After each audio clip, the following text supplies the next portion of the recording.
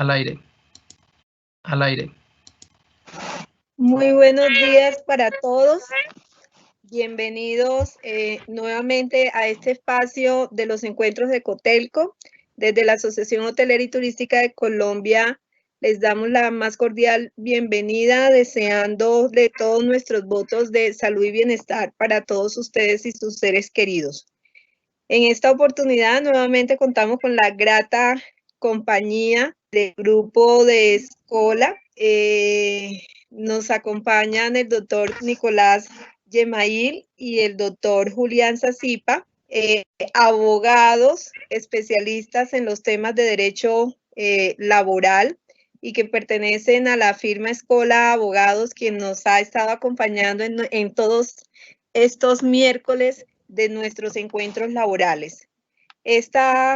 En el día de hoy ya tenemos la cuarta parte de este encuentro laboral que se centrará en los aportes a seguridad social con ocasión a la declaratoria de emergencia sanitaria y toda esa normatividad que se ha emitido con ocasión a esta crisis. Bienvenidos nuevamente, doctor Nicolás, doctor Julián. Este espacio virtual es de ustedes. Bueno, muchas gracias, Claudia. Buenos días y buenos días a todos los miembros de Cotelco que hacen parte de este webinar que, como Claudia lo dice, pues inició y lo hemos venido desarrollando con una manera lógica de abordar diferentes temas y coyunturas que se han venido presentando o que pueden generar dudas en la crisis que estamos sufriendo derivada de la pandemia ocasionada por el COVID-19. Recordemos rápidamente el abordaje que hemos hecho de las diferentes sesiones.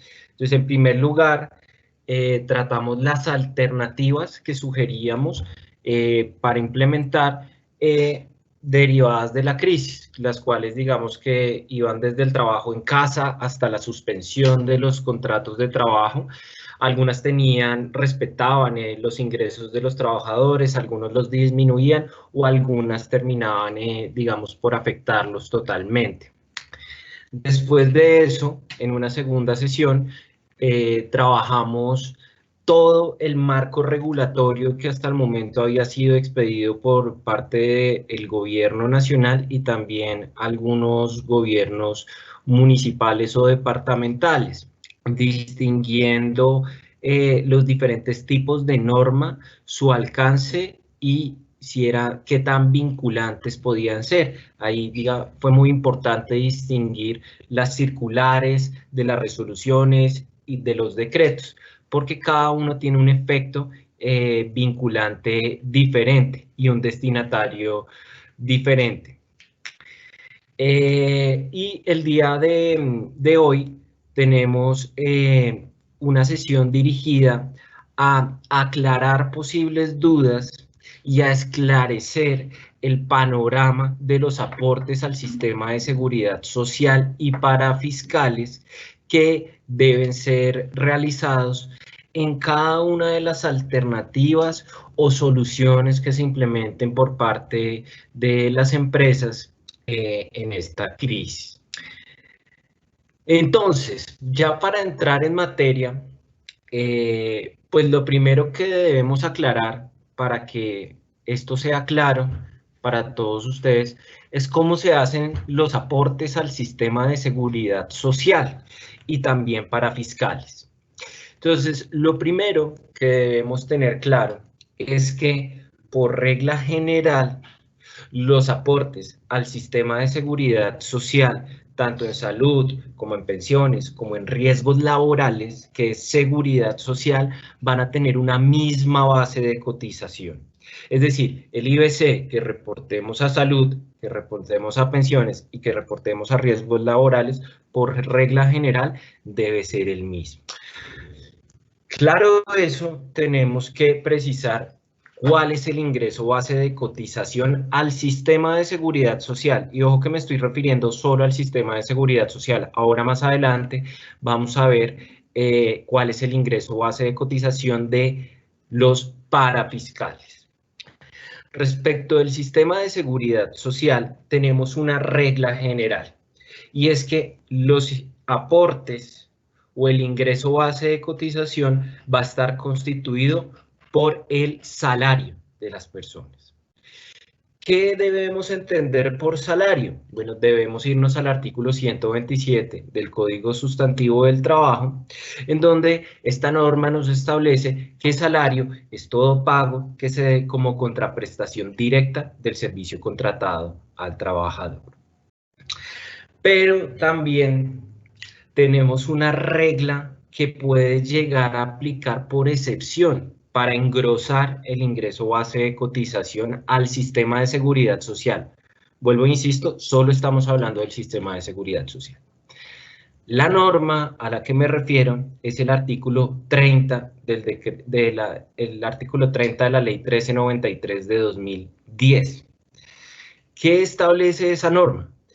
Que si los pagos no salariales de una persona en un determinado periodo superan el 40% del total de la remuneración, ese pago no se vuelve salario, pero sí se vuelve ingreso base de cotización al sistema de seguridad social. No todo el pago, el exceso del 40%.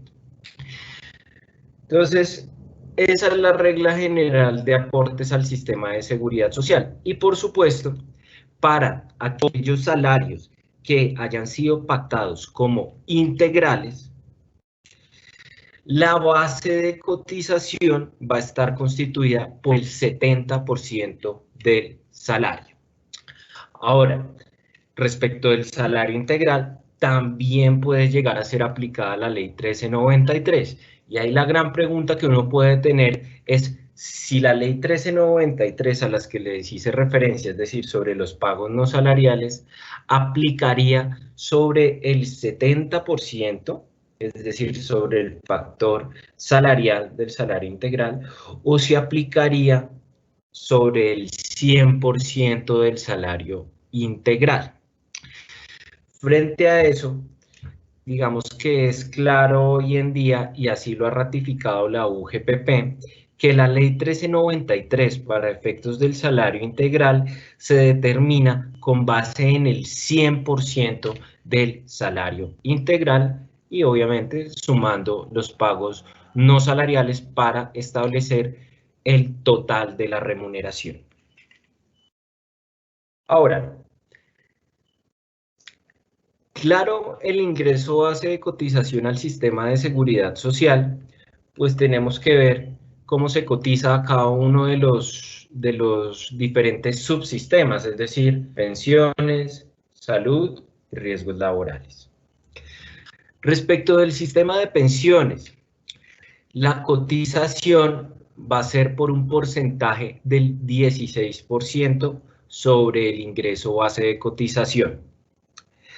De ese 16%, el 12% va a corresponder al empleador y el 4% al trabajador.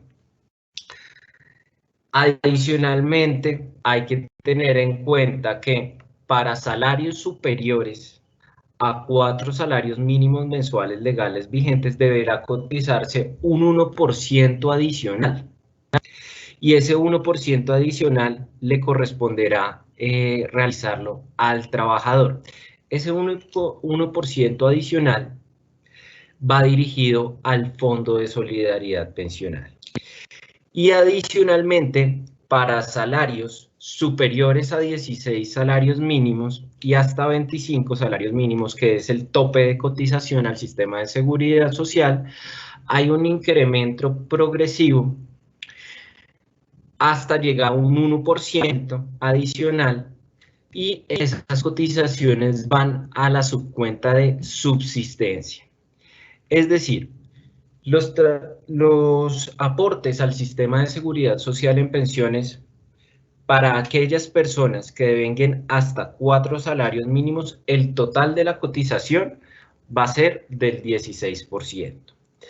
Para trabajadores que devenguen entre 4 y 16 salarios mínimos, el total de la cotización va a ser un 17%.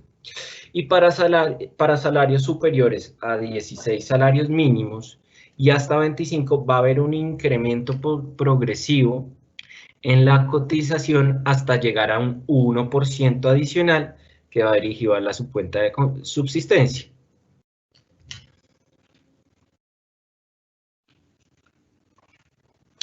Bien, ¿qué sucede con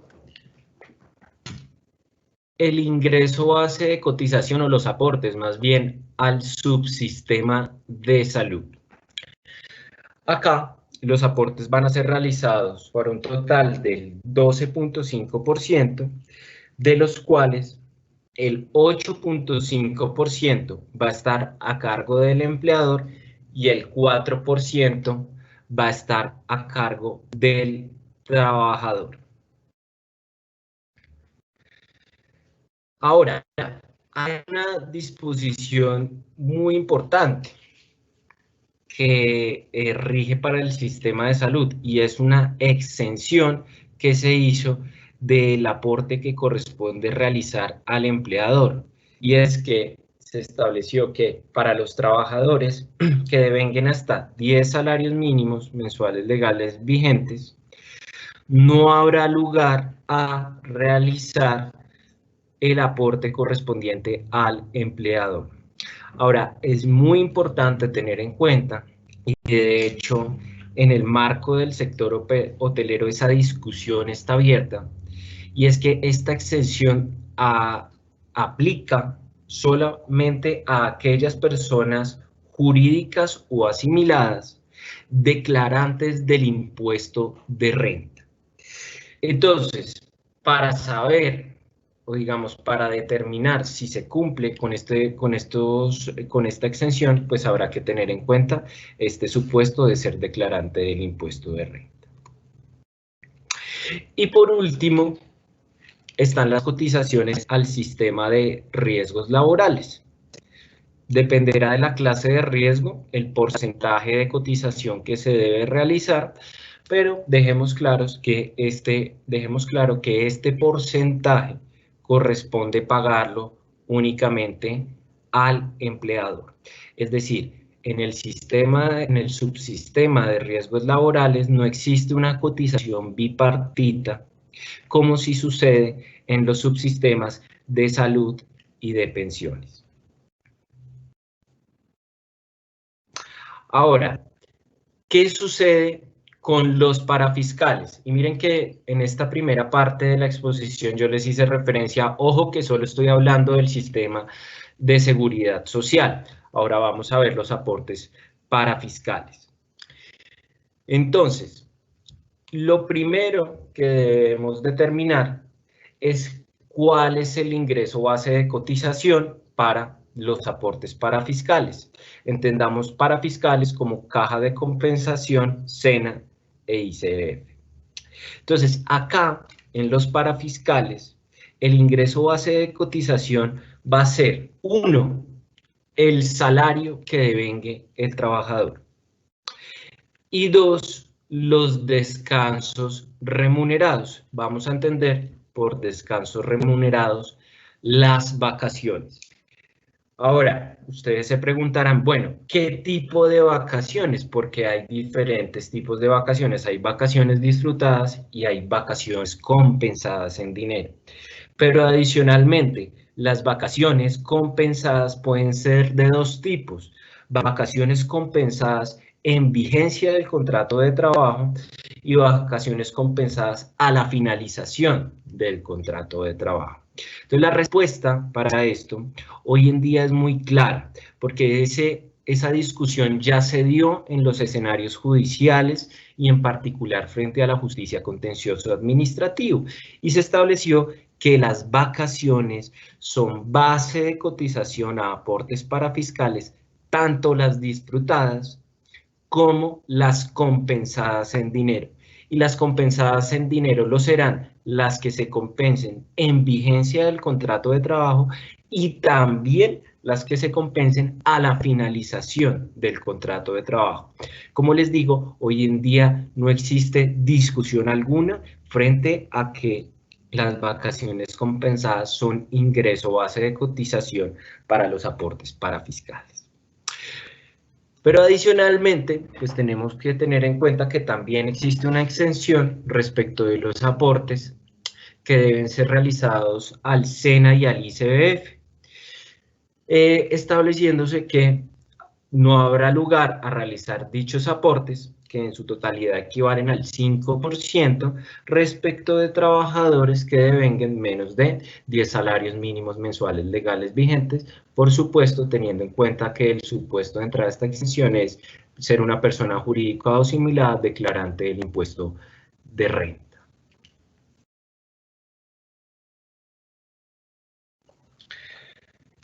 Bien, ¿qué hicimos en estos primeros minutos? Entonces fue una introducción de cuáles son las reglas generales que deben ser tenidas en cuenta para los aportes al sistema de seguridad social y los aportes parafiscales. Nos parecía muy importante tener estos supuestos claros, porque ahora vamos a entrar a ahondar cómo deben ser los aportes en estos campos respecto de cada una de las alternativas que se están implementando hoy en día.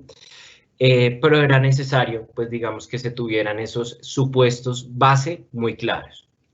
Entonces, van a ver a lo largo de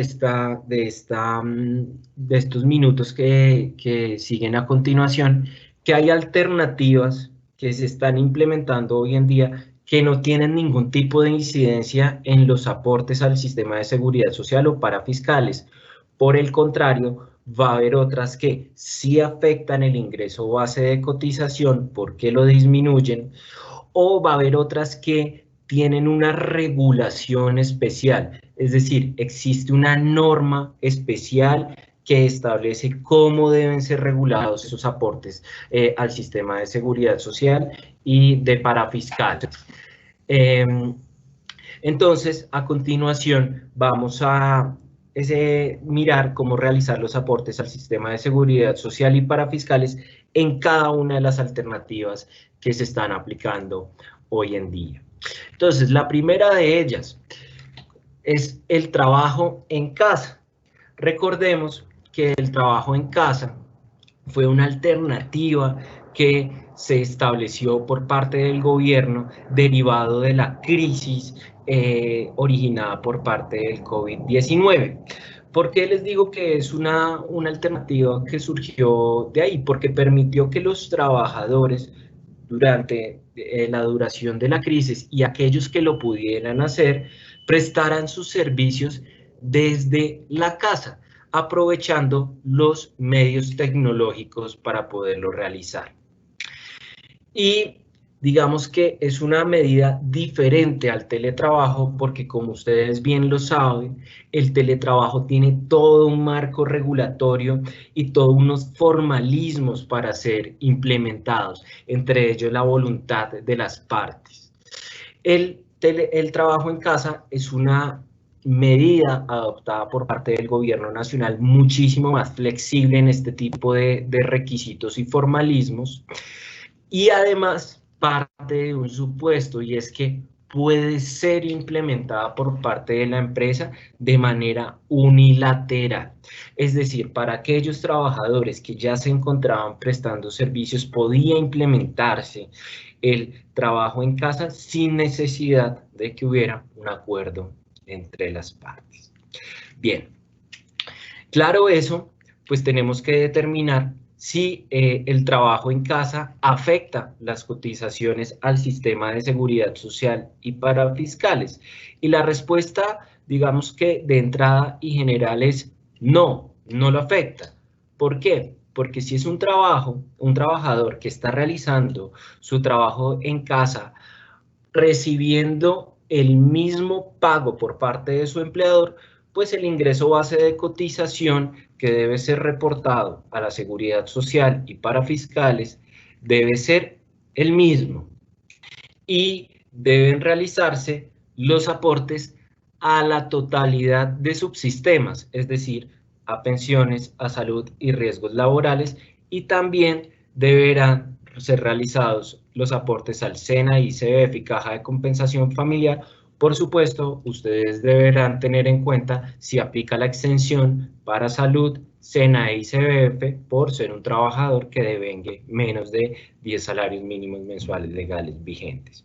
Pero entonces digamos que la conclusión respecto del trabajo en casa es que siempre que no haya habido una variación en el salario o del IBC a reportar, pues no tendrá mayor incidencia en los aportes al sistema de seguridad social y parafiscales que deban ser realizados. 2. Siguiente alternativa. Modificación o ajustes de jornadas de trabajo. Entonces, la pregunta es, ¿por qué se implementa este tipo de medida? Y digamos que la respuesta es que su finalidad es variar horarios o jornadas de trabajo para disminuir el volumen de trabajadores en los centros de trabajo y también para ayudar a descongestionar los medios de transporte público. Esta medida también puede ser implementada por mutuo acuerdo o decisión unilateral del empleador. Ahora, los ajustes de jornada u horario tienen incidencia en los aportes al sistema de seguridad social y parafiscales, y la respuesta general es no. Digamos que no necesariamente porque haya un ajuste de jornada o de horario debe haber una incidencia en los aportes al sistema de seguridad social y parafiscales. Y esto se debe a que si el ajuste de horario o de jornada no trajo consigo la consecuencia de haber afectado, variado, disminuido el salario del trabajador, pues se mantendrá el mismo ingreso base de cotización. Ahora bien, si por el contrario, ese ajuste de horario o de jornada sí trajo como consecuencia una variación en el salario del trabajador, pues por supuesto eso sí va a tener una incidencia en los aportes al sistema de seguridad social, o mejor, en el ingreso base de cotización que debe ser tomado para que sean realizadas para realizar los aportes al sistema de seguridad social y parafiscales. Entonces, miren que en estas primeras alternativas, que por regla general mantienen los ingresos del trabajador y lo que hacen es modificar la forma o el tiempo en el que son prestados los servicios, no traen necesariamente una modificación del ingreso base de cotización ni de seguridad social ni de parafiscales, por lo que no tendrían por qué tener incidencia para estos efectos, salvo que esas medidas fueran acompañadas con alguna variación, modificación o disminución de los ingresos del trabajador. Ahora, a continuación, vamos a mirar las alternativas que se están implementando hoy en día para sobrellevar la crisis del COVID-19 y que sí tienen digamos, un impacto en el trabajador, y es que disminuyen sus ingresos y por lo tanto, claro que tienen un impacto directo en los aportes al sistema de seguridad social y parafiscales. Primero, el disfrute de las vacaciones. Bueno, recordemos que a raíz de la crisis derivada por el COVID-19, se estableció que una de las medidas sugeridas por parte del gobierno nacional para, digamos que no afectar los ingresos de los trabajadores y aquellos que no están en la modalidad de trabajo en casa, fue que pudieran disfrutar vacaciones. Vacaciones de dos tipos.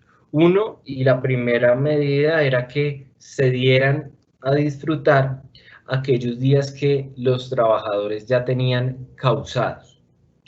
Pero adicionalmente, el gobierno también sugirió que otra de las medidas es que si los trabajadores no tenían días de vacaciones causados, se dieran vacaciones anticipadas, de tal manera que aquellos trabajadores que no pudieran realizar su trabajo en casa pudieran estar disfrutando del periodo de vacaciones, es decir, en sus casas, cumpliendo con el aislamiento preventivo obligatorio, pero con ingresos en sus bolsillos que les pudiera, que les permitiera subsistir y digamos que contar con el sustento para poder cumplir con sus necesidades.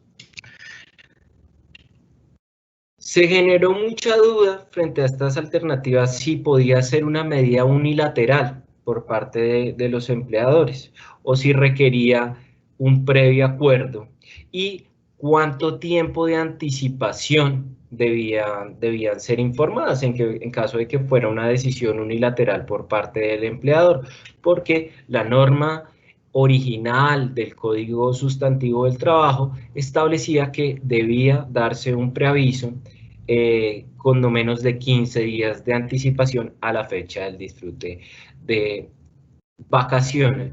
Y esa norma planteaba un problema, y es que ese preaviso no permitía que esta medida se tomara con la inmediatez que se requería en esta crisis.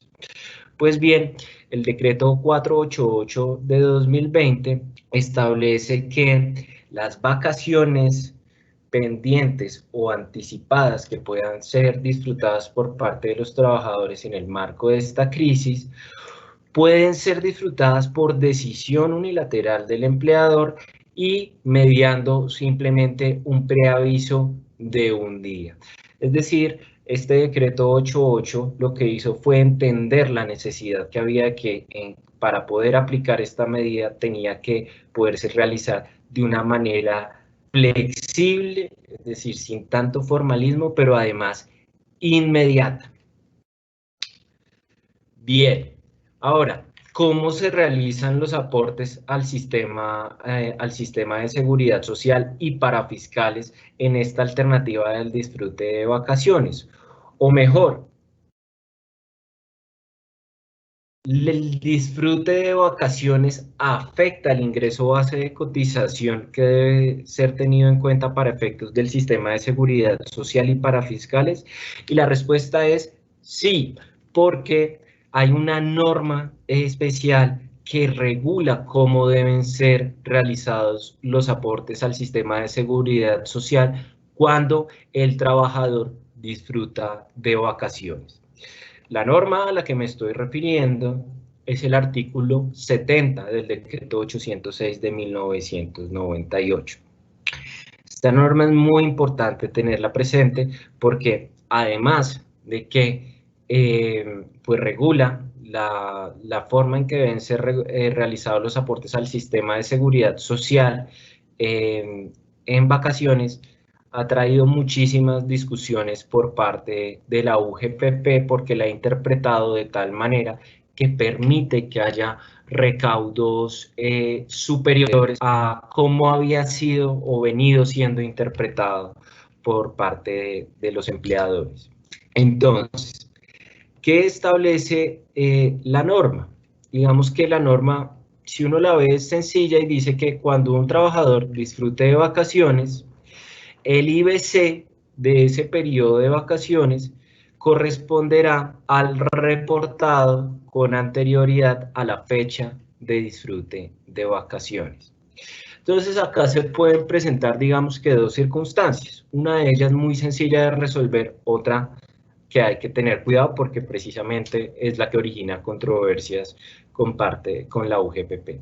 Entonces, si un trabajador, aunque no es lo usual, pero puede presentarse, se va a disfrutar todo un mes de vacaciones, pues podríamos concluir que todo ese mes, supongamos, abril de 2020, debe ser cotizado con base en el ingreso base de cotización del mes pasado, es decir, de marzo. Ahora, como les decía, eso no es lo usual. Lo usual es que los trabajadores disfruten algunos días de vacaciones en el mes, y otros días de vacaciones si trabajen, presten servicio, y como consecuencia de eso, les deba ser pagado su salario. Entonces, en el caso que estemos hablando de trabajadores que prestaron sus servicios, pero también disfrutaron de vacaciones en el mismo periodo, vamos a hablar de un IBC compuesto. Entonces, los días en que el trabajador prestó sus servicios, los vamos a cotizar determinando el IBC con las reglas generales que expusimos al principio de esta sesión, es decir, tomando el salario y adicionalmente determinando si los pagos no salariales exceden el 40% del total de la remuneración y en caso que sí, ese exceso se volverá base de aporte al sistema de seguridad social. Ahora, respecto de los días en que el trabajador disfrutó de vacaciones, solo esos días deberán ser cotizados con el ingreso base de cotización del periodo anterior. Por eso, al juntar estos dos IBC, es que decimos que se trata de un IBC compuesto. Ahora, en vacaciones, como no hay una prestación efectiva del servicio por parte del trabajador por encontrarse en descanso, pues, por supuesto, no hay lugar a realizar los aportes al sistema de riesgos laborales porque, como reitero, el trabajador no se encontrará expuesto a riesgos laborales durante el periodo de disfrute de las vacaciones.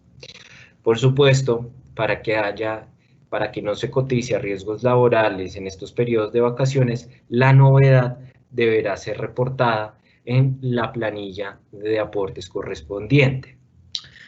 Ahora, ¿qué pasa con los aportes parafiscales? Con los aportes parafiscales, entonces dijimos al comienzo de esta sesión y en el marco general de aportes, dijimos los aportes a parafiscales, a SENA, ICBF y Caja de Compensación Familiar, los vamos a realizar sobre el salario de las personas y también sobre los descansos remunerados, entendiendo como descansos remunerados las vacaciones disfrutadas y compensadas.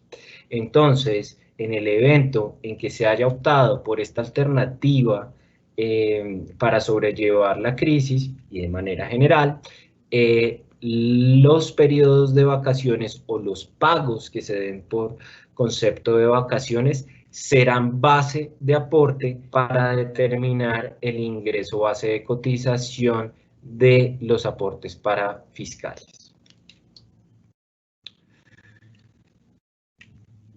Bien, las licencias, hablemoslo así, las licencias por mutuo acuerdo, bien sean remuneradas o no remuneradas. Entonces, esta medida, digamos que ha sido una de las más polémicas porque puede implicar afectar totalmente o parcialmente los ingresos por parte de, o que sean recibidos por parte del trabajador. Es una medida, digamos, que está dirigida para aquellos trabajadores que no pueden desempeñar sus funciones de trabajo en casa. Dos, es muy importante tener en cuenta que esta es una medida que solo podrá ser aplicada en caso que medie acuerdo entre las partes, entre trabajador y empleado. Es decir, no puede ser una medida implementada de manera unilateral por parte del empleador. Y adicionalmente, pues tiene unos efectos, y es que durante el periodo de licencia se relevan las partes de sus obligaciones primigenias o más importantes del contrato de trabajo. La del trabajador es la de prestar el servicio y la del empleador la de pagar el salario. Entonces, estas licencias supondrán o bien que no haya ninguna clase de remuneración al trabajador, caso en el cual las licencias se les suele dar la denominación de no remuneradas, o puede haber otro tipo de licencia en donde se dé algún tipo de auxilio económico al trabajador, que puede ser el mismo valor del salario que venía devengando o que puede ser inferior al salario que venía devengando. Está la denominación que se hace a la licencia que remunera de manera con el mismo valor al salario que tenía el trabajador, suele denominarse licencia remunerada, y la que paga un valor, un auxilio económico, pero inferior al salario que tenía el trabajador, suele denominarse parcialmente remunerada. Este auxilio económico que suele darse en las licencias remuneradas suele tener naturaleza no salarial, salvo, por supuesto, que las partes decidan acordar que tendrá incidencia salarial, y por supuesto, pues eso tendrá incidencia respecto de los aportes al sistema de seguridad social y para fiscales. Pero como les digo, por regla general, estos auxilios económicos entregados en el marco de licencias remuneradas o parcialmente remuneradas no tienen naturaleza salarial. Entonces, ¿qué pasa con los aportes al sistema de seguridad social? Detengámonos en los aportes de seguridad social cuando hay licencias remuneradas o no remuneradas. Entonces, algo que tenemos que tener muy presente: se mantienen los aportes a salud y pensiones. No se van a realizar aportes a riesgos laborales. ¿Y por qué no vamos a realizar aportes a riesgos laborales? Porque recordemos que la licencia supone que el trabajador no va a prestar servicios y como consecuencia de ello no va a estar expuesto a riesgos laborales.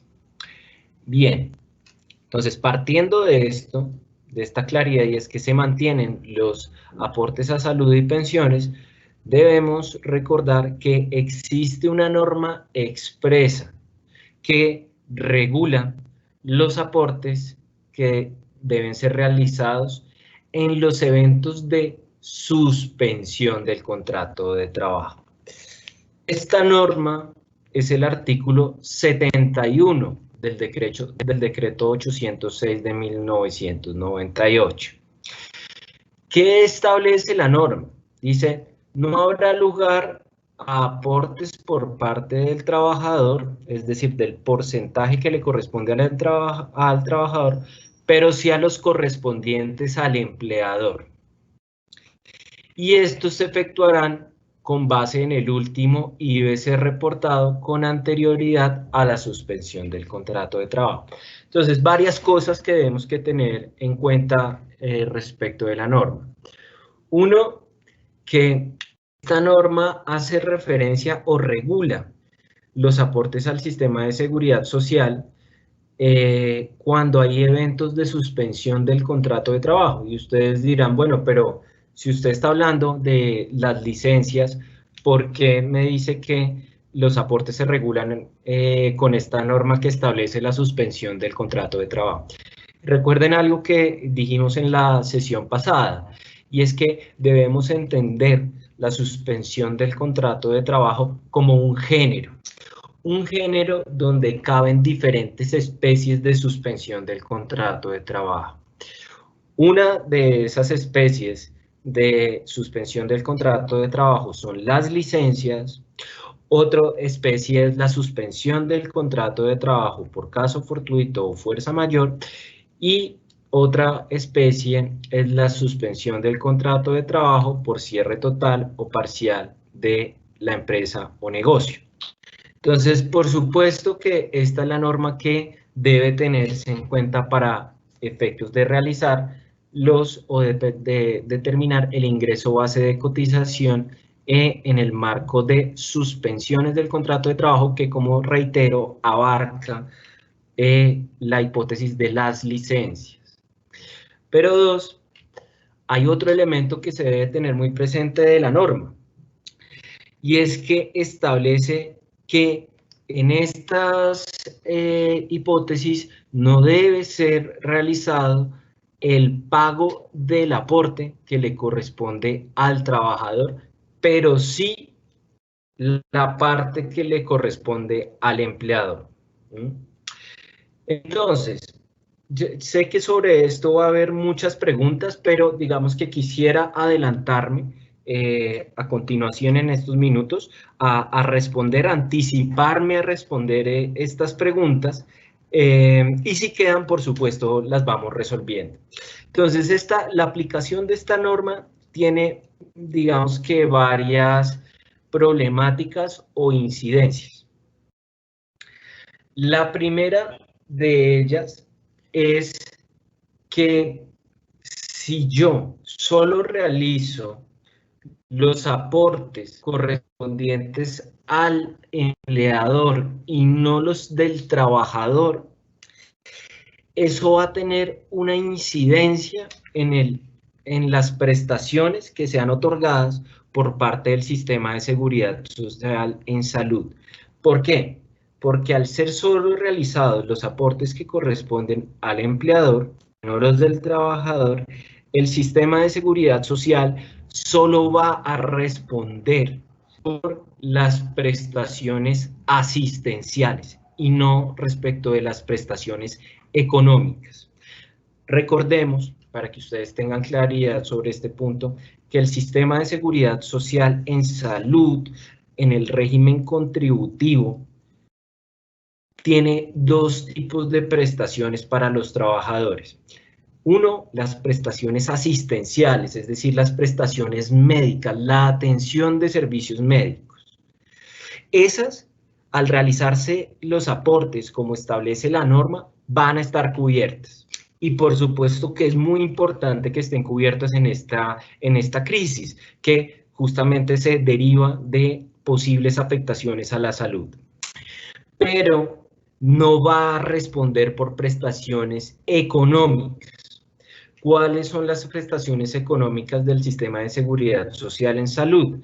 Es responder por las incapacidades, o los auxilios económicos por incapacidad que se ocasionen con base en problemas de salud. Y miren que el sistema de seguridad social en salud no responda por prestaciones económicas, es decir, por auxilios económicos por incapacidad, en el marco de esta coyuntura es muy delicado, porque precisamente puede suceder que muchos de nuestros trabajadores, ojalá que no sea así, pero digamos puede suceder, vean afectada su salud por razón de la crisis sanitaria que está sucediendo, y como consecuencia de ello, en el futuro no puedan prestar sus servicios. Entonces, si se han realizado los aportes solo en el porcentaje correspondiente al empleador, no va a haber pago de incapacidades por parte del sistema de seguridad social en salud. Y como les digo, en esta coyuntura en la que nos encontramos, sería muy importante que el sistema sí las reconociera. Por eso, respecto de esta figura, hay una sugerencia inicial, y es que si bien la norma nos permite realizar solo el porcentaje, el pago del porcentaje que corresponde al empleador y no del trabajador, la sugerencia de entrada para ustedes es que tanto en el sistema de salud como en el sistema de pensiones sean realizados la totalidad de los aportes, es decir, en el porcentaje que corresponde tanto al empleador como al trabajador. Bueno, y vendría una siguiente pregunta que ustedes se pueden estar realizando, y es, bueno, pero ¿de dónde le voy a descontar al trabajador si estamos en una licencia? Bien sea remunerada o no remunerada, pero lo que quiere decir es que el trabajador no tiene un salario del cual le puedo hacer el descuento. Entonces, ese problema que se nos presenta en la práctica puede tener varios tipos de solución. Uno, que la empresa asuma ese porcentaje y no se lo vaya a cobrar nunca al trabajador. ¿A modo de qué? De beneficio extralegal que se le está otorgando al trabajador. 2, puede haber empresas que digan, no me da mi flujo de caja en este momento para asumir ese porcentaje del trabajador. Necesito que yo se lo pueda descontar o que ese pago que yo hago en nombre del trabajador retorne posteriormente. Entonces, si se necesita, si no hay flujo de caja hoy en día para asumir ese pago por parte del trabajador y estamos en el marco de una licencia remunerada o no remunerada, pues de esa remuneración podrá descontarse el porcentaje que le corresponde al trabajador. Ahora, ahí hay que tener cuidado, porque si nosotros estamos remunerando, supongamos con un 20%, un 10%, un 30% por concepto de auxilio en la licencia parcialmente remunerada, 10, 20, 30% de lo que era el salario, pues hacerle un descuento al trabajador para efectos de seguridad social lo va a afectar mucho. Y en últimas, ese auxilio económico que está siendo pagado para que él tenga algo de flujo de caja, pues no va a cumplir su finalidad, porque gran parte de él se va a ir para pago de aportes a la seguridad social. Entonces, si por el contrario, el auxilio económico que estamos dando en la licencia remunerada, pues es de un valor, digamos, del cual se pueda realizar estos descuentos, pues digamos que es viable realizarlo. Ahora, puede suceder que la empresa diga, mire, yo sí tengo el flujo de caja en este momento o puedo hacer un esfuerzo, pero necesito que ese valor retorne en el futuro. Entonces, frente a esta alternativa, lo que se puede hacer es suscribir una autorización de descuento, con la cual, una vez el trabajador deje de estar en licencia y vuelva a prestar sus servicios, del salario que reciba cuando vuelva a prestar sus servicios, pues puedan ser descontados todos aquellos aportes al sistema de seguridad social que, llamémoslo así, fueron prestados por parte del empleador. Ahora, ¿qué otro problema va a presentar esta alternativa respecto del sistema de salud? Y es que si algunos de ustedes me dicen, no, yo voy a hacer los aportes al sistema de seguridad social como me lo dice la norma, es decir, yo solo voy a realizar los aportes que corresponden o el porcentaje que corresponde al empleador y no los del trabajador porque la norma así me lo faculta. Bien, es una posibilidad, digamos que va a encontrar la problemática de que no estén siendo reconocidas prestaciones económicas, pero así lo permite la norma. Sin embargo, habíamos dicho que respecto del sistema de seguridad social en salud existe una exención que consiste básicamente en que no sean realizados los aportes al sistema de seguridad social en salud para aquellos trabajadores que devenguen menos de 10 salarios mínimos. Entonces, si voy a hacer uso de esa exención que me permite no realizar el porcentaje de aportes del empleador derivado de la exención, pero también voy a aplicar este artículo 71 que me dice que en los periodos de suspensión no tengo que realizar los aportes correspondientes al trabajador, pues me voy a encontrar que para el sistema de salud, si aplico a rajatabla el artículo 71 y aplico la extensión, si tengo suspendido el contrato de trabajo para aquellos trabajadores que devenguen menos de 10 salarios mínimos, no voy a tener que hacer aportes al sistema de seguridad social en salud. esa sería la consecuencia de aplicar, pues digamos que ambas normas, la exención en materia de salud y lo establecido en el artículo 806 de 1998. Frente a eso, ¿cuál es nuestra opinión? Pues digamos que reiteramos nuestra sugerencia de que por lo menos el porcentaje que corresponde al trabajador sí sea realizado en los marcos de suspensión del contrato de trabajo y de esta manera permitir que uno pues haya cotización al sistema de seguridad social en salud, porque como ustedes ya lo vieron, al aplicar estas dos normas podría traer como consecuencia que no se haga cotización, y dos, que al optar por la sugerencia que estamos realizando haya cubrimiento de prestaciones económicas al trabajador del sistema de seguridad social en salud.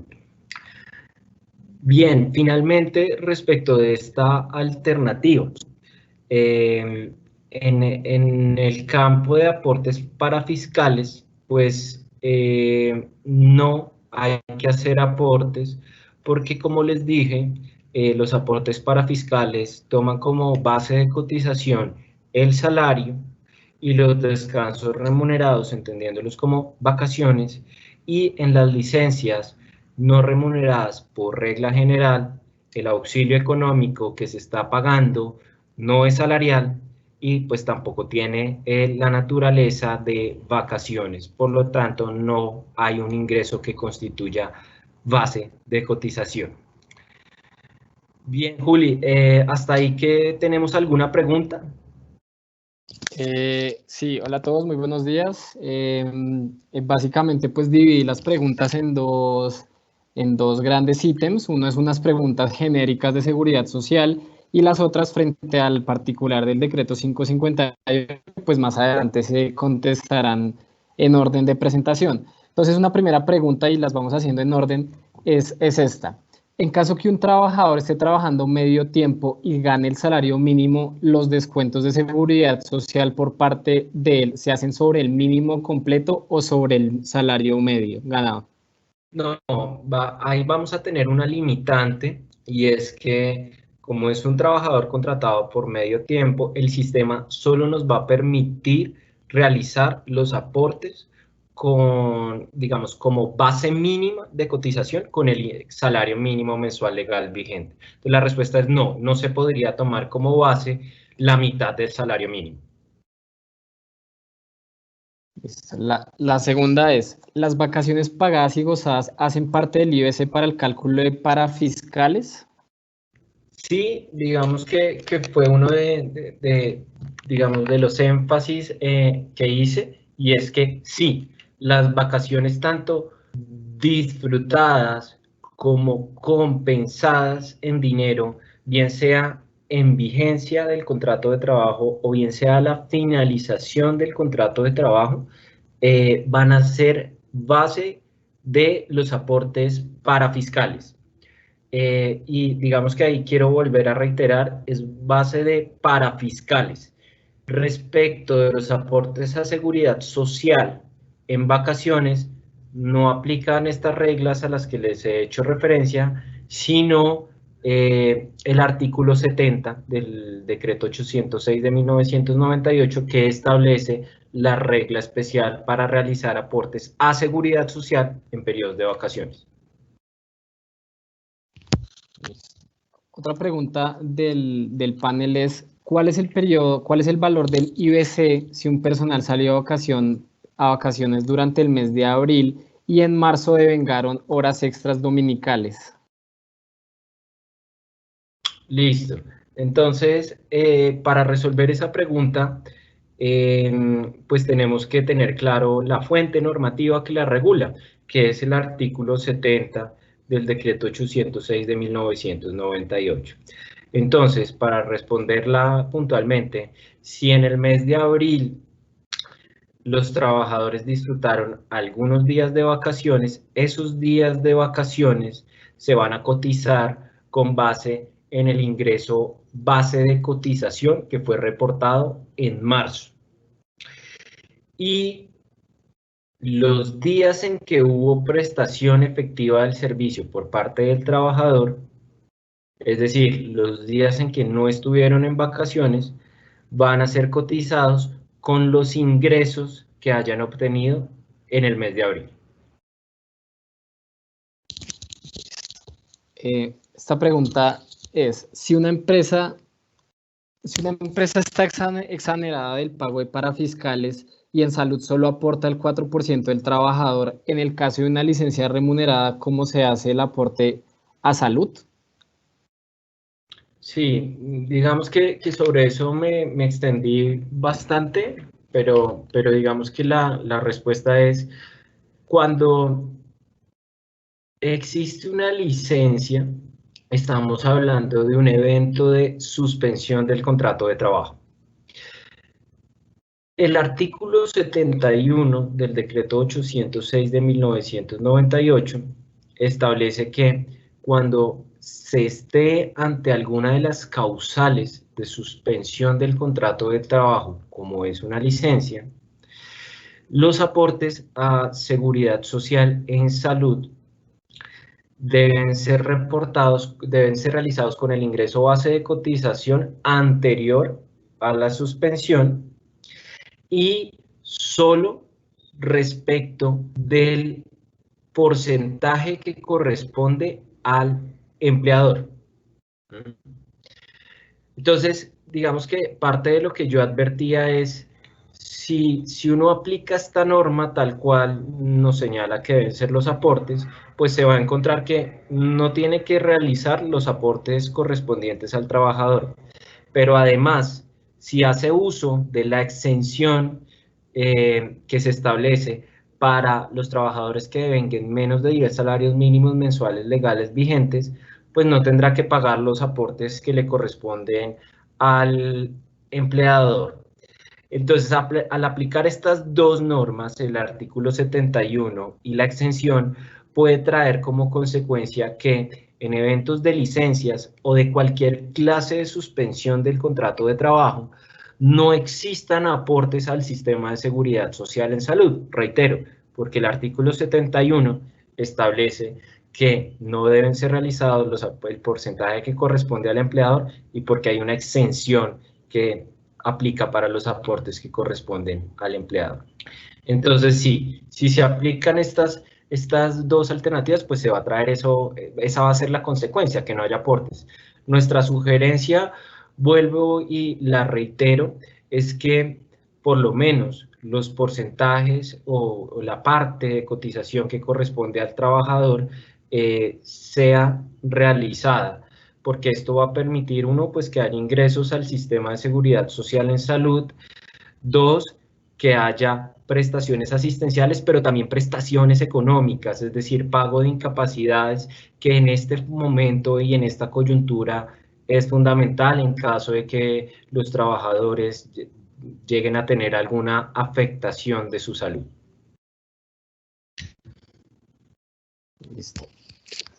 ¿Qué pasa en el caso que un trabajador esté incapacitado hace más de 2 años? ¿Es posible que si la empresa descuente aportes a seguridad social siempre que la EPS esté pagando las prestaciones sociales? ¿Me puede repetir la pregunta, por favor? Sí, están preguntando si hay un trabajador que está incapacitado hace 2 años, si la empresa puede hacer descuentos a los aportes a seguridad social. Pues digamos que ahí si están siendo pagadas las incapacidades por parte de la EPS, pero también creo que en este evento incluso el pago de la incapacidad podría estar correspondiendo al fondo de pensiones, porque estoy entendiendo que es de origen común, pues de ese valor es que deben ser realizadas los aportes al sistema de seguridad social. Listo, Nicolás, en términos generales son esas las preguntas del tema general y pues ahorita ya son las particulares del siguiente tema de la presentación. Listo. Bien.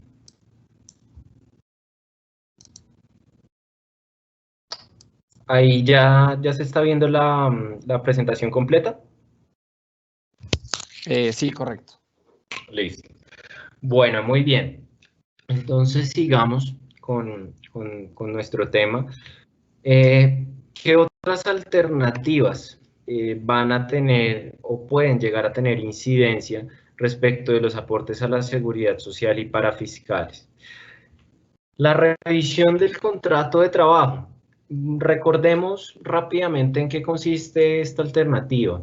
Esta es un pacto, un acuerdo que se realiza entre trabajador y empleador en cuando sobrevengan graves situaciones de alteración económica, bien sea generales del país o de la empresa en particular, que les permite a las partes, digámoslo así, renegociar el contrato de trabajo como consecuencia de esas alteraciones que se están produciendo. Y esa renegociación puede incluir varios factores. Uno, el salario que se esté pagando, disminuirlo. Dos, suspender, disminuir o modificar beneficios no salariales que se están siendo reconocidos. O tres, modificar también las jornadas de trabajo durante las cuales se esté prestando los servicios. Por supuesto, estas alternativas o esta alternativa generalmente implica que se disminuye o el salario u otra serie de beneficios que esté recibiendo el trabajador. Y por supuesto, si se afecta el salario del trabajador, pues esto va a tener una incidencia en el ingreso base de cotización, tanto de aportes a la seguridad social como de parafiscales. Entonces, vuelvo y reitero que la consecuencia de haber hecho el uso de la revisión del contrato de trabajo y afectar el salario del trabajador es que va a permitir pagar un menor valor por concepto de salario. Eso va a tener, por supuesto, incidencia en las prestaciones sociales, pero adicionalmente también se va a disminuir el ingreso base de cotización que debe ser reportado a Seguridad Social y parafiscales.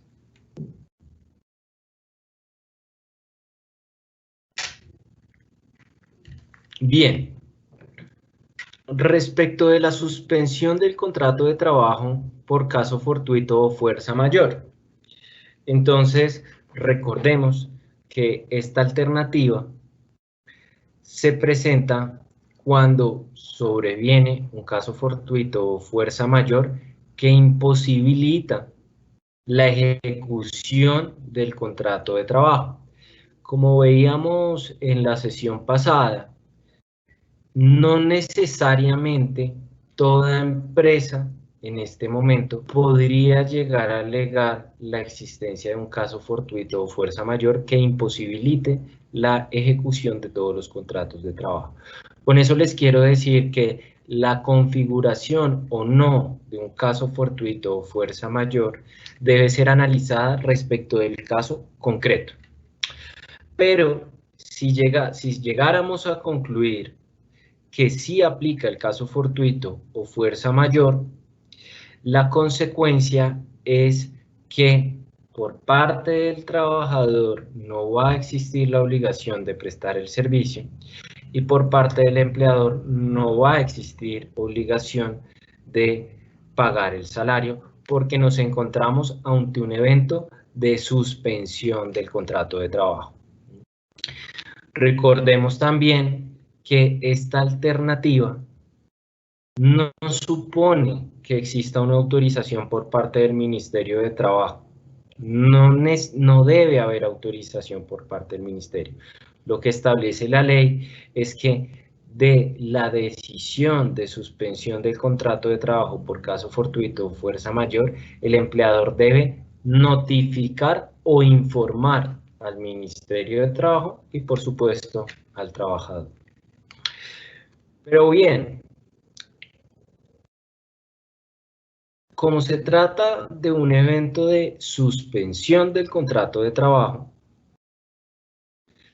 pues vamos a aplicar el mismo artículo 71 del decreto 806 de 1998.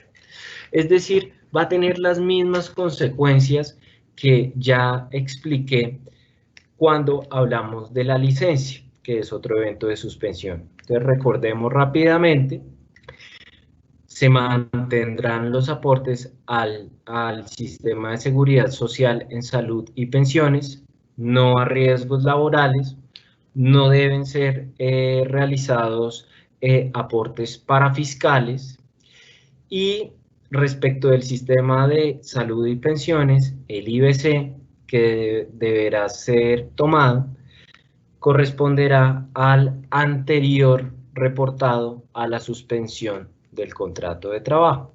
Acá también se nos va a presentar la coyuntura de la norma nos habilita a que solo deben ser realizados los aportes correspondientes al porcentaje del empleador, no los del trabajador, y puede ocurrir que si se trata de una empresa que tiene exención en materia de salud por aquellos trabajadores que devengan menos de 10 salarios mínimos, pues no habrá lugar a realizar los aportes, ningún aporte a salud.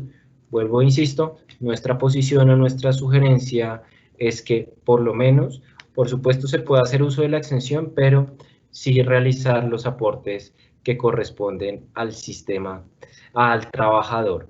Y respecto de estos aportes que sean realizados por la empresa en nombre del trabajador, pues existirán diferentes alternativas, bien sea que la empresa los asuma directamente como beneficio extralegal o descontarlos de del valor del auxilio económico si se está pagando en el marco de esta suspensión del contrato de trabajo, o acordar a través de una autorización de descuento que cuando se reactive el contrato de trabajo y el trabajador vuelva a prestar sus servicios y vuelva a devengar salario, de ese salario que vuelva a devengar serán descontados los aportes o el porcentaje que fue realizado por parte de la empresa durante el periodo de suspensión.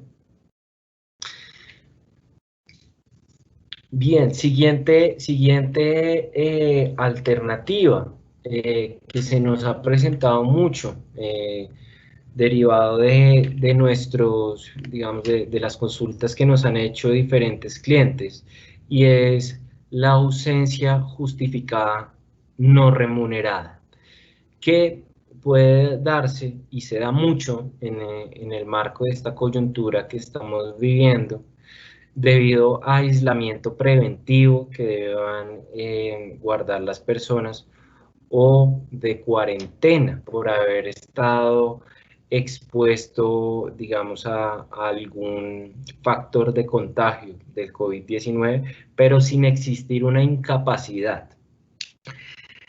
Entonces, esta sugerencia que nosotros hemos hecho, y es cuando las personas, vuelvo y reitero, este caso es cuando las personas tienen o no pueden prestar sus servicios porque tienen que encontrarse en aislamiento preventivo o cuarentena por sospecha de poder estar contagiados por COVID-19, pero no existe una incapacidad del sistema de seguridad social. Entonces, en estas circunstancias se presenta una válida justificación por parte del trabajador para no poder prestar sus servicios, pues porque es una obligación de todos que si tenemos la sospecha de poder haber sido contagiados o tener COVID-19, pues no podemos, tenemos que guardar un aislamiento preventivo, que por supuesto, como digo, no le permitirá al trabajador prestar sus servicios. Entonces, desde el punto de vista disciplinario, pues no puede haber una medida, una sanción disciplinaria, porque existe una causa válida del trabajador para no prestar sus servicios. Pero desde el punto de vista de remuneración, pues sí podría tomarse la decisión por parte del empleador de no pagar estos días por concepto de salario, teniendo en cuenta que no hay prestación del servicio, ni tampoco digamos que un comprobante médico, una incapacidad que así lo justifique. Por lo tanto, esos días podrían dejar de ser remunerados. Eso, para efectos del sistema de seguridad social, implica que el ingreso base de cotización por disminución del pago que voy a hacer por concepto de salario se disminuya para efectos de seguridad social y también para efectos de parafiscales. Pero deberá cotizarse todo el periodo completo. Y por supuesto, en CAD no podrá disminuirse la base de cotización a menos de un salario mínimo mensual legal vigente. Por último, y sé que digamos que varias de las preguntas van a estar enfocadas hacia el decreto 558 de 2020. Entonces, como digamos que parte de la explicación de este decreto lo hicimos en la sesión pasada, voy a recordar unos aspectos importantes para después cerrar y abordar algunas preguntas que sean realizadas. Entonces, ¿qué estableció el decreto 558 de 2020? Y es estableció una posibilidad, y eso hay que dejarlo claro, no es obligatorio cotizar al sistema de seguridad social como lo establece el decreto. Es una posibilidad que se da. 2. ¿En qué consiste esa posibilidad?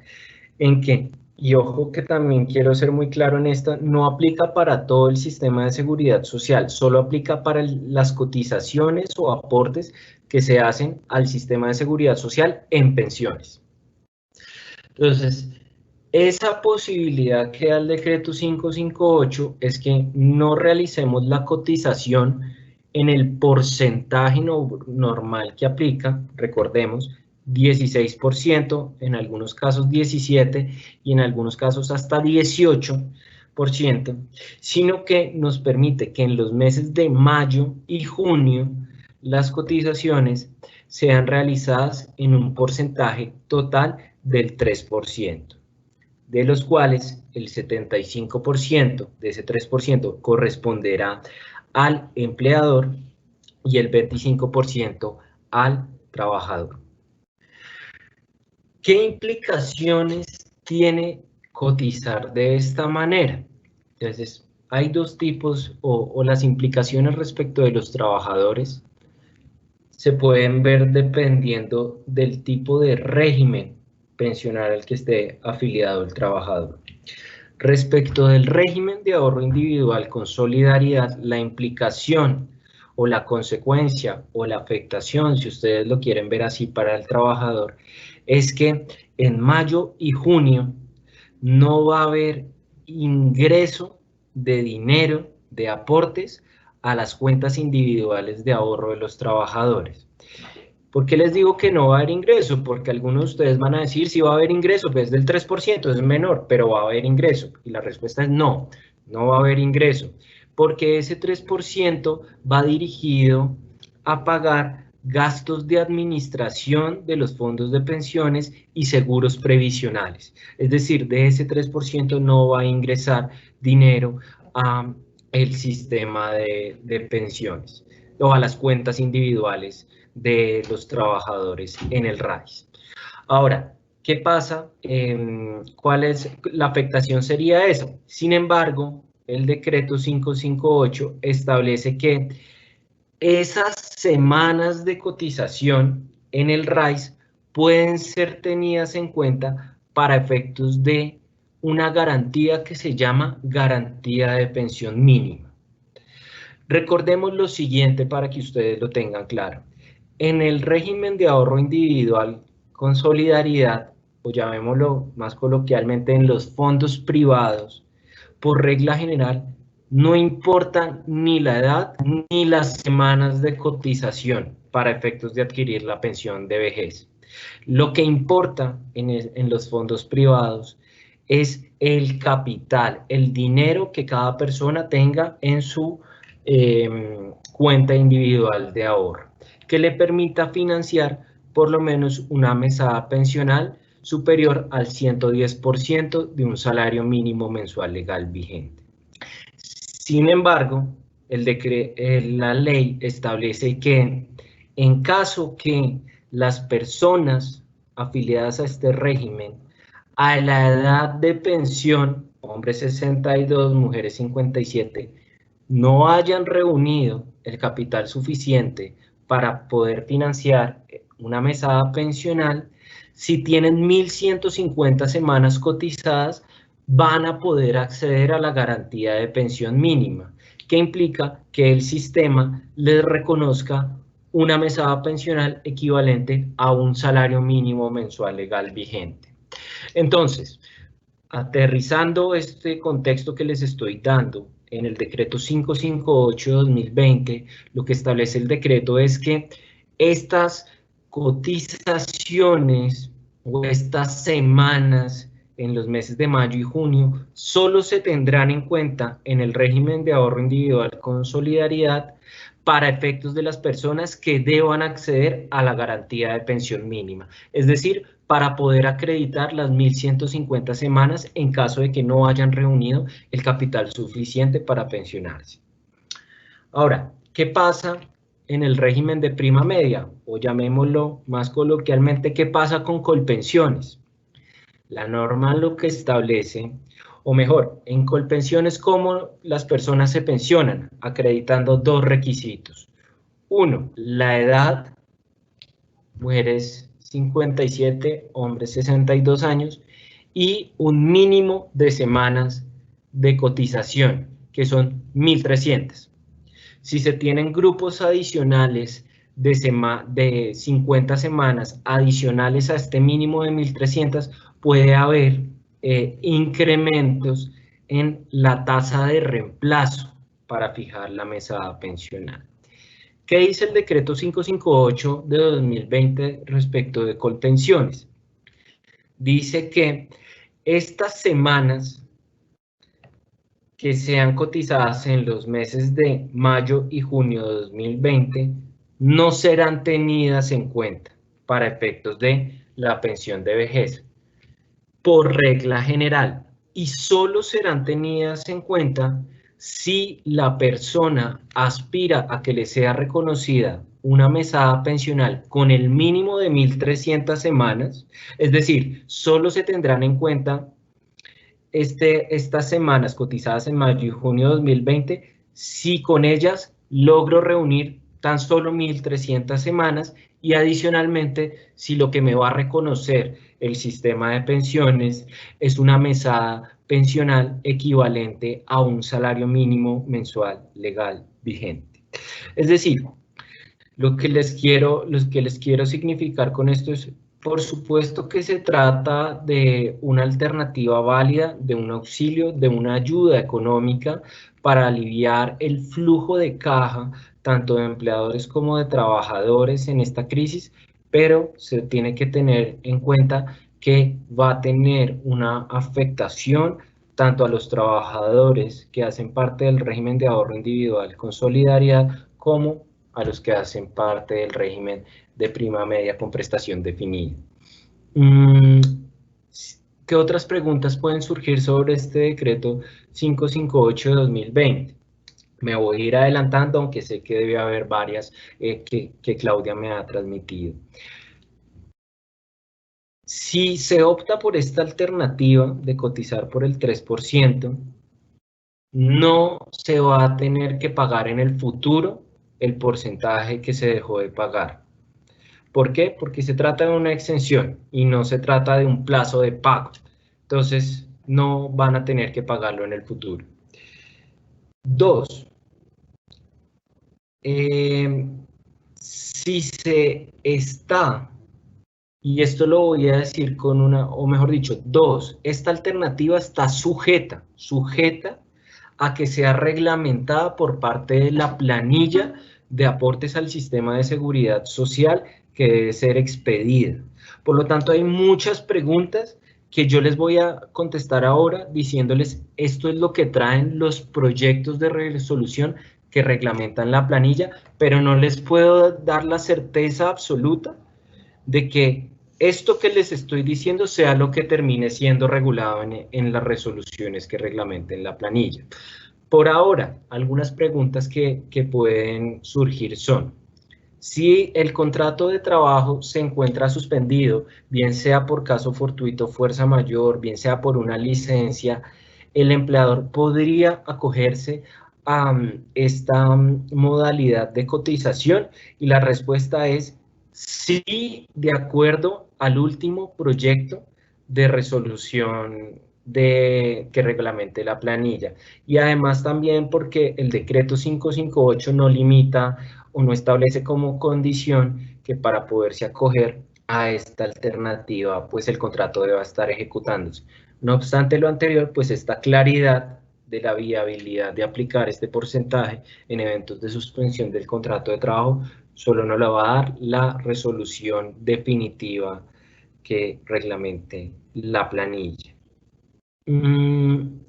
Hay una pregunta adicional que también es interesante, y es: si se está en un evento de suspensión del contrato de trabajo, recordemos que la norma establece que se realizan, estamos hablando de pensiones, entonces acá no hay una exención que me habilite no pagar los aportes del empleador como si sucede en salud. Esto es lo que, digamos, lo que les quieren marcar de esto que se presenta, que es muy interesante. Si estamos en un evento de suspensión del contrato de trabajo, la norma establece que deben ser realizados los aportes que corresponden al empleador, no el porcentaje que corresponde al trabajador.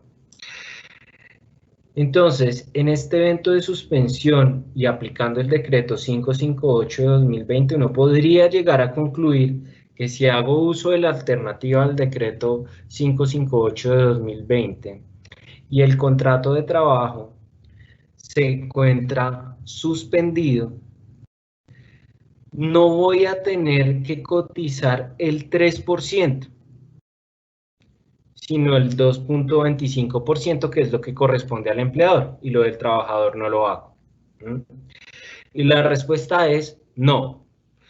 En ese evento, en caso de hacer uso de esta alternativa del decreto 558, y si el contrato de trabajo se encuentra suspendido, se va a tener que cotizar a nuestro juicio, pero digamos que eso solo lo resolverá la planilla, pero a nuestro juicio se tendrá que cotizar el 3% y no solo el porcentaje que le corresponde al empleador. Y eso tiene una razón lógica y financiera, y es que ese 3% no es un número caprichoso que se haya establecido por parte del gobierno nacional para dar este alivio. Ese 3% tiene una razón lógica, como les digo, y es que va dirigido a cancelar dos rubros importantes. Uno, los gastos de administración que cobran las administradoras de fondos de pensiones,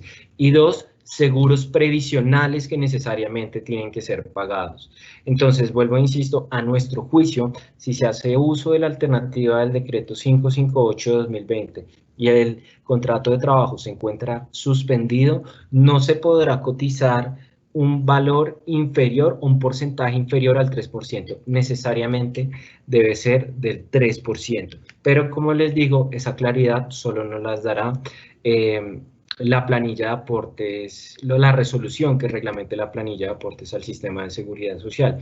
Y finalmente puede haber otra pregunta que uno se podría plantear y que me voy adelantando, y es: ¿qué pasa con los trabajadores que tienen ingresos o un ingreso base de cotización superior a 4 salarios mínimos mensuales legales vigentes? eso ocasionaría que también tengan que ser realizados aportes a fondos de solidaridad, y en caso de que el ingreso base de cotización sea superior a 16 salarios mínimos, también a la subcuenta de subsistencia. Y respecto de eso les quiero decir que, pues, como reitero, la claridad solo la dará la resolución que reglamente la planilla, pero del último borrador que conocimos de resolución de planilla, se establece que no tendrán que ser realizados estos aportes a Fondo de Solidaridad y Subsistencia, porque digamos que lo que se busca es pagar ese porcentaje del 3% total y dar flujo de caja tanto a empleador como a trabajadores. Bien, Juli, ¿tenemos algunas preguntas? Sí, en particular frente a este decreto hay una pregunta que ¿qué pasa frente a este beneficio con los aportes en el caso de los prepensionados? Pues digamos que en el caso de los prepensionados, el decreto no establece nada, es decir, no establece que se deba tomar alguna medida especial respecto de estas personas, es decir, que no pueda hacerse uso de esta alternativa respecto de estas personas. Sin embargo, nosotros, Escola Abogados, sí hemos sido de la línea que si bien el decreto no lo establece, sí sugerimos que respecto de las personas, digamos que no necesariamente prepensionados, porque digamos que los prepensionados son las personas que están dentro de los próximos 3 años próximos a cumplir los requisitos de pensión. Nosotros lo ampliaríamos muchísimo más respecto de personas que estén dentro de los 5 o 10 años próximos a cumplir los requisitos de pensión, se tomen medidas para no afectarlos y que puedan acceder a su derecho de pensión en condiciones normales. Listo. Hay una pregunta recurrente que es si se puede aclarar un poco qué es el tema de los gastos de administración de los fondos de pensiones frente a ese porcentaje que no va a ir a las cuentas de ahorro individual de los trabajadores. Sí, digamos que es un gasto es un costo que por ley ellos cobran, y me estoy refiriendo en particular a los fondos privados. Es un costo que por ley ellos tienen autorizados, y es que de la cotización que se realiza al sistema de pensiones, un porcentaje de eso va dirigido a pagarles los gastos de administración en que ellos incurren administrando el fondo y las cuentas de ahorro individual de aportes que pues cada uno de nosotros tenemos allá. Entonces, como les decía, ese 3% que fue establecido por parte del decreto 558 obedece financieramente a estos gastos de administración y seguros previsionales que deben ser pagados en particular a los fondos privados. En el caso del régimen de prima media, por ejemplo, para un trabajador dependiente o independiente, si ya se cumplieron las semanas de cotización, pero no la edad, ¿cómo se hace para el promedio, si se suma o no el promedio de estas semanas de cotización para la pensión? Bueno, esa es una pregunta bien interesante. Y entonces, miren, digamos que en particular, cuando hablamos de semanas de cotización y del promedio de los 10 últimos años para establecer el ingreso base de liquidación de la mesada pensional, estamos situados en el régimen de prima media, es decir, estamos hablando de colpensiones. Entonces, la primera pregunta que uno podría formularse es, ¿esto va a afectar mi ingreso base de liquidación? Es decir, el promedio de los 10 últimos años, y la respuesta es no, no lo afecta. ¿Por qué? Porque yo no estoy cambiando el ingreso base de cotización en esta modalidad, lo mantengo. Lo que pasa es que estoy cotizando con un porcentaje más bajo, del 16 al 3%. Ahora, ¿en qué sí puede afectar a la persona? Y es que, como les digo, aquellas personas que estén aspirando a una pensión o una mesada pensional acreditando como requisitos más de 1.300 semanas o que aspiren a una mesada pensional superior al salario mínimo mensual legal vigente, estas semanas de cotización no se les van a tener en cuenta. Es decir, afecta las semanas, pero no afecta el ingreso base de liquidación que se determina con el promedio de los 10 últimos años del ingreso base de cotización. Listo. Hay otra pregunta, es que si es válido hacer la reducción del 3% del beneficio del decreto para algunos trabajadores y para otros no, que si es posible hacer. Bueno, es una muy buena pregunta, y frente a eso les quiero decir lo siguiente, y es, el decreto 558 no establece si se puede o no se puede. Tenemos que esperar que se expida la resolución y de acuerdo a lo que hemos conocido respecto del último proyecto de resolución que reglamenta la planilla, sí se va a poder discriminar, es decir, a algunos trabajadores le aplico la medida y a otros no. Y pues por supuesto va a tener esto importancia en aquellos casos como los que estábamos hablando de prepensionados o personas que se encuentren dentro de los 5 o 10 últimos años para adquirir el derecho a la pensión.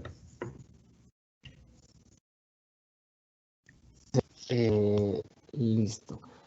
Hay una pregunta recurrente y es si de pronto se podría colocar un ejemplo de la diferencia, por ejemplo, entre para algunos trabajadores el beneficio del 3% y para otros no. Entonces, ¿cuáles son esos ahorros que podría tener la empresa frente a esos beneficios mediante ejemplos?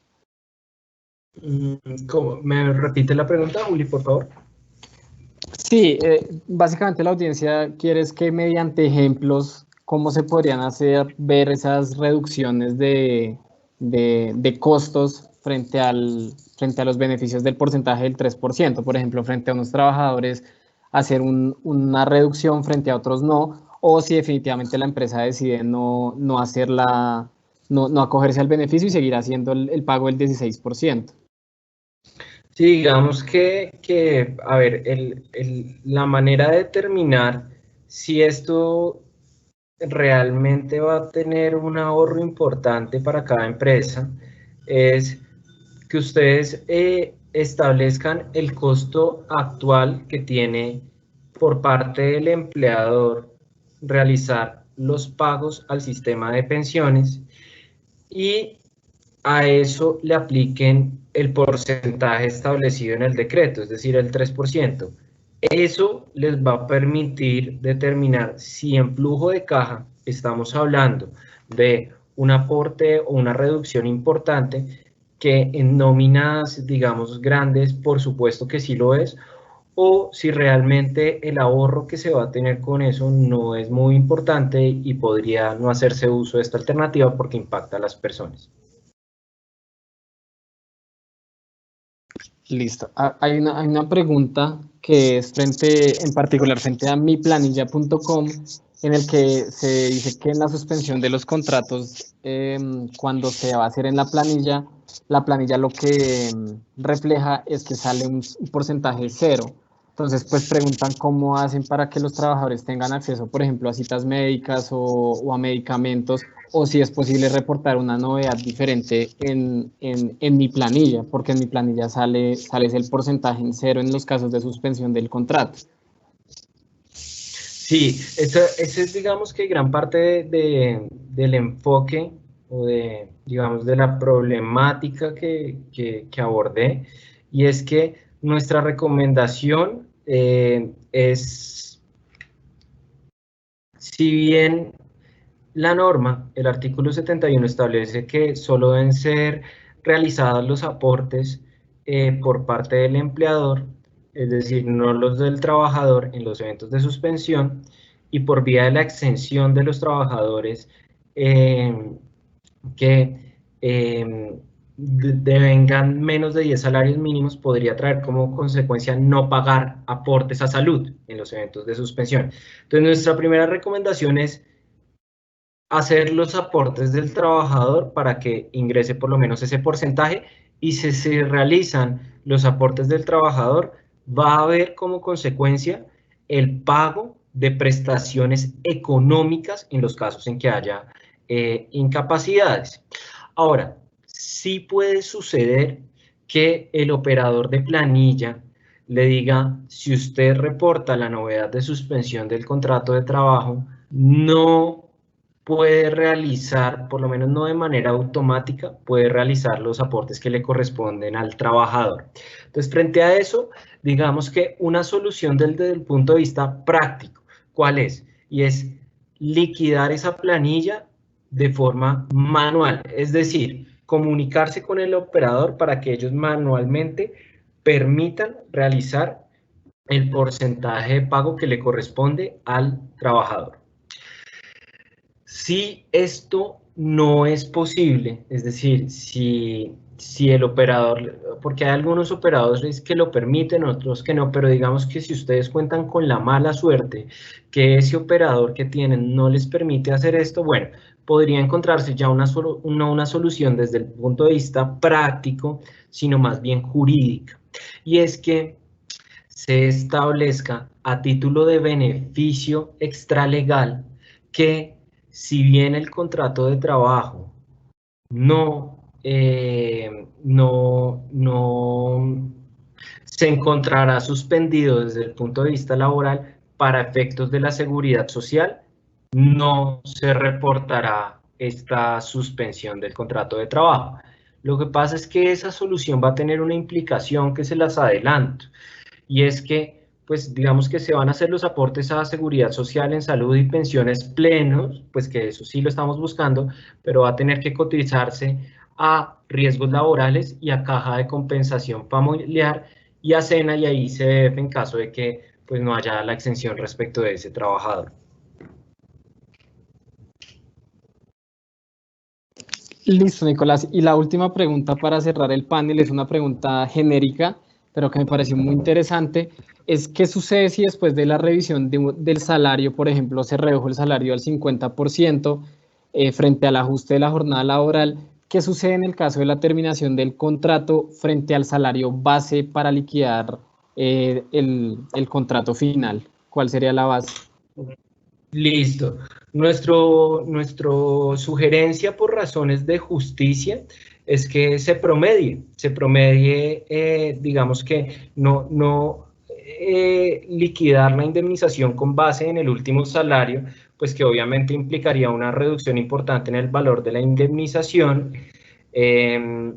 sino que se promedie el ingreso del trabajador durante el último año de servicios, y de esta manera pues tener en cuenta el salario pleno que tuvo el trabajador, pero también la reducción, y este promedio digamos que sería alineado con parámetros de justicia en la forma de determinar la indemnización por despido sin justa causa. Perfecto, Nicolás, esas serían básicamente las preguntas.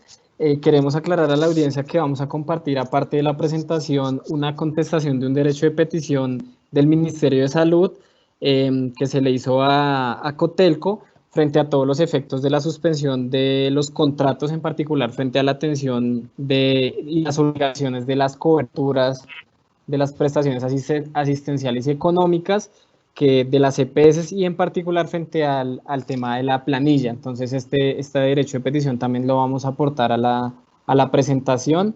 Y pues Nicolás, sí, pues ya para concluir, si quiere decir de pronto algo adicional. Bien, no, agradecerles a Claudia y a Cotelco el espacio nuevamente. Realmente en estos foros pues creemos que son muy valiosos porque estamos tocando cada 8 días temas diferentes, temas que van cambiando de regulación por toda la normatividad que está siendo expedida. Entonces, uno, los consideramos muy útiles para ustedes, pero dos, también a nosotros nos sirven muchísimo porque nos organiza o nos obliga a esquematizar, a organizar toda la información que queremos transmitirles y a estar supremamente actualizado y al día con lo que está sucediendo en esta crisis y en la regulación laboral y de seguridad social. Claudia me estuvo adelantando que tienen muchas preguntas sobre protocolos de bioseguridad, en particular sobre la resolución 666, y digamos que todas las obligaciones de las administradoras de riesgos laborales.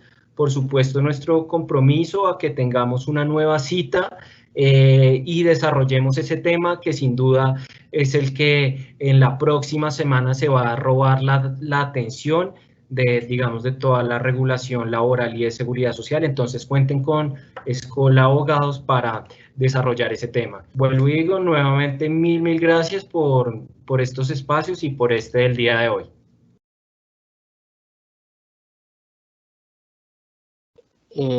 Sí, muchísimas gracias a todos por su asistencia. Estaremos en próximas oportunidades ampliando nuevos temas frente a toda esta cobertura de la crisis del COVID, y agradecemos nuevamente a Cotelco y a Claudia y a Luis por toda su atención. Hasta luego. Hasta luego. Gracias a todos.